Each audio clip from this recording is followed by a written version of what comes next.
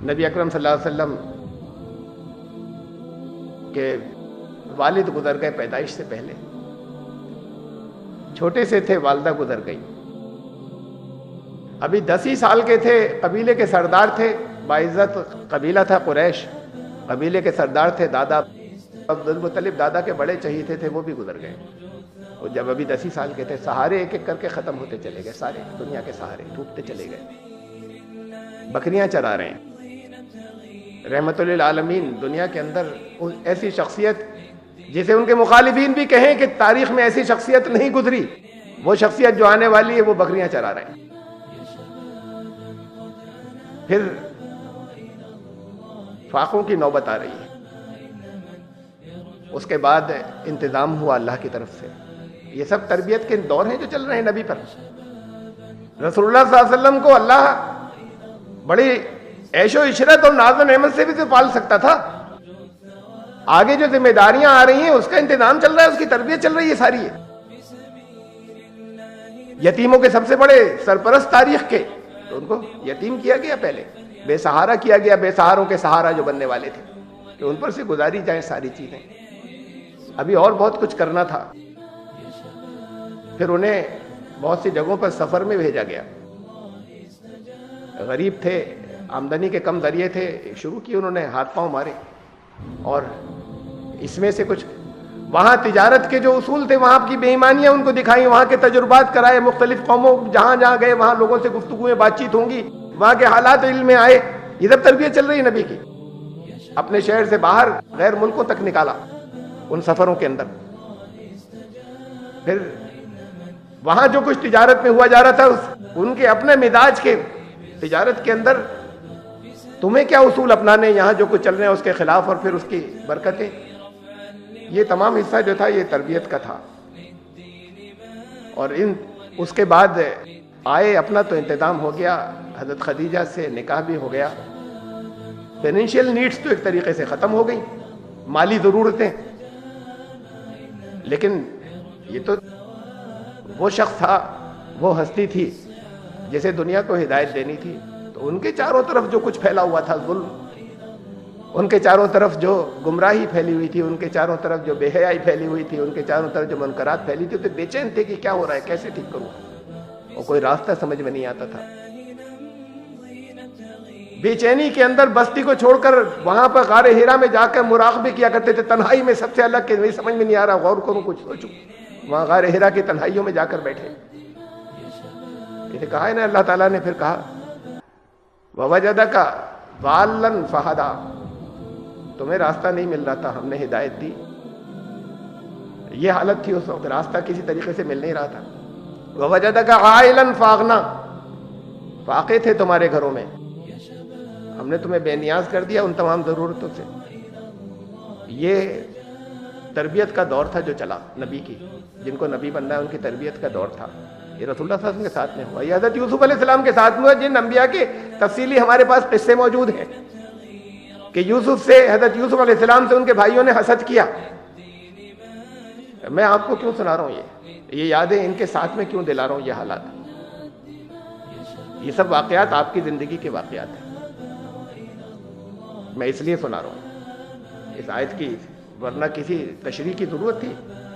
اس آیت کی تشریح یہی ہے، ریلیٹ کروں گا، پھر آپ غور کیجئے گا۔ حضرت یوسف علیہ السلام کو سے ان کے بھائیوں نے حسد کیا۔ حضرت یوسف علیہ السلام کو ایک کنویں میں ڈال دیا، ویران کنویں کے اندر۔ یوسف اللہ کے نبی بننے والے ہیں، مصر کے بازار میں بکے، پہنچایا منتریوں کے، منسٹرز کے گھرانے کے اندر۔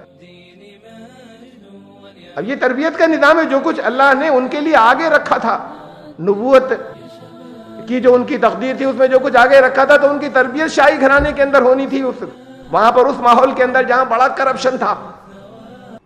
وہ کرپشن ہمارے سامنے یہ تو آیا سامنے، جو عورتوں کا تھا اور جو وہاں کا ماحول تھا، اور جہاں پر اگر ایک عورت نے کوئی بے حیائی کی تو ساری اسے لعنتیں دیتی تھی کہ تو ایک اس مرد کے اوپر اپنے، وہ بھی غلام، اس کے اوپر قابو نہیں پا رہی ہے۔ یہ ان کا ماحول تھا، اس ماحول کے اندر وہاں ان کی تربیت ہوئی، اس ماحول میں بڑے۔ وہاں پھر یہ آزمائش آئی اس کی، جس کے یہاں تھے عزیز مصر، اس کی بیوی والی آزمائش آئی۔ اب منتریوں کے گھر پہنچ گئے تھے، یہاں سے قید خانہ شروع ہوا، جیل میں رہے، بڑے لمبے عرصے قید گزاری، اور پھر اللہ نے ان کو اس جگہ پہنچایا جہاں پہنچانا تھا۔ یہ سب تربیت کا دور تھا۔ وہ کہتے کہ رسول اللہ صلی اللہ علیہ وسلم کہتے کہ یہ اللہ سے کہ کس مصیبتوں میں ڈالا مجھے آپ نے۔ حضرت یوسف علیہ السلام کہتے کہ مجھ سے زیادہ تو تکلیف کی کسی کی زندگی نہیں ہے، باپ سے دور ہیں، ماں سے دور ہیں، وہاں بڑی چھوٹی سی عمر میں بھائیوں نے وہاں کنویں میں مرنے کے لیے ڈال دیا، غلام کی طرح بک رہے ہیں، پھر قید خانہ ہے اتنا لمبا۔ زندگی کا کوئی لمحہ تو آرام کا نہیں ہے۔ وہ جو کچھ آرام کے دن تھے اچھے لوگوں کی، وہ ان کی ذہنی کشمکش کے تھے اس ماحول کے اندر۔ یہاں پر اس ماحول کی خرابیوں سے کیسے میں بچوں؟ تو وہ ذہنی اذیت کا ماحول تھا، اور یہ ان کے ساتھ میں دنیاوی آزمائشیں جو ہیں لگاتار آتی چلی گئی، اور پھر اللہ نے کامیاب کرنے کے بعد انہیں وہاں پہنچا دیا جہاں خود ان کو بہت سے منترالے دے دیے گئے، بہت سی منسٹریز ان کے حوالے کر دی گئیں، فوڈ منسٹر اور ہوم منسٹری اور بہت سی اور منسٹریز ان کو دے دی گئیں۔ اس کے بعد کی تفصیلات کا قرآن میں ذکر نہیں ہے، لیکن انبیاء کی زندگی کے اندر جو آزمائشیں آتی ہیں وہ آزمائشیں لگاتار چلی ہوں گی آخری سانس تک ان کی۔ قرآن شریف میں اس کے بعد کا ذکر نہیں ہے۔ رسول اللہ صلی اللہ علیہ وسلم کی حیات کے بارے میں ہمیں معلوم ہے کہ اس کے بعد کی آزمائشیں، جب قوت آ گئی، جب نبوت کے بعد کی آزمائشیں، اور پھر اس کے بعد طاقت آ گئی اور قوت آ گئی، اور اس کے بعد کی آزمائشیں آخری سانس تک، اسے چھوڑ کر بھاگ جائیں یا اسے یہ کہیں کہ اللہ کی شکایت لوگوں سے کرنا شروع کر دیں کہ بڑے برے حال میں ہم تو نبی بنے ہم، بتائیے اب چاروں طرف سے کوئی ماننے والا نہیں آ رہا، کہے چلے جا رہے ہیں باتیں کہ لوگوں سے لوگ ستا رہے ہیں، جو ساتھی جو ماننے والے ہیں ان کو قتل کیا جا رہا ہے، شہید کیا جا رہا ہے، طرح طرح کے ظلم ہو رہے ہیں۔ کیسا نبی بنایا آپ نے؟ سال بھر میں چیخیں مار جائے کہ تب اپنی نبوت اپنے پاس رکھیے، ہم تو سادہ سے آدمی بھلے تھے۔ تو یہ آزمائش کا دور 13 سال چلا، اور 13 سال کے بعد جب پاور آ گئی تو آزمائشیں ختم تھوڑی ہو گئیں۔ زندگی کا ہر لمحہ تکلیفوں اور آزمائشوں کا، دنیا کے اعتبار سے تکلیفوں کا وہ گزرتا رہا۔ یہ ان کے ساتھ میں ہوتا ہے جن کے لیے اللہ نے کہا وَاسْتَنَعْتُكَ لِنَفْسِي، میں نے تمہیں اپنے لیے چن لیا، اپنے لیے خاص کر دیا۔ یہ تمہارے ساتھ میں اس لیے گزارا تھا کہ میں تمہیں اپنے لیے، یہ اپنی ذات کے لیے میں تمہیں سلیکٹ کر لوں۔ یہ ایک نبی سے، ایک رسول سے کہا جا رہا ہے نا، آپ سب کی حیثیت اللہ کے رسول کی ہے، یہ سب آپ سے کہا جا رہا ہے۔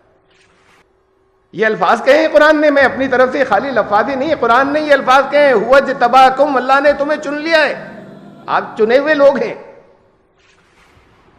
ہاں، کس کام کے لیے؟ نبوت کے لیے، رسالت کے لیے، کار رسالت انجام دینے کے لیے چنے ہوئے لوگ۔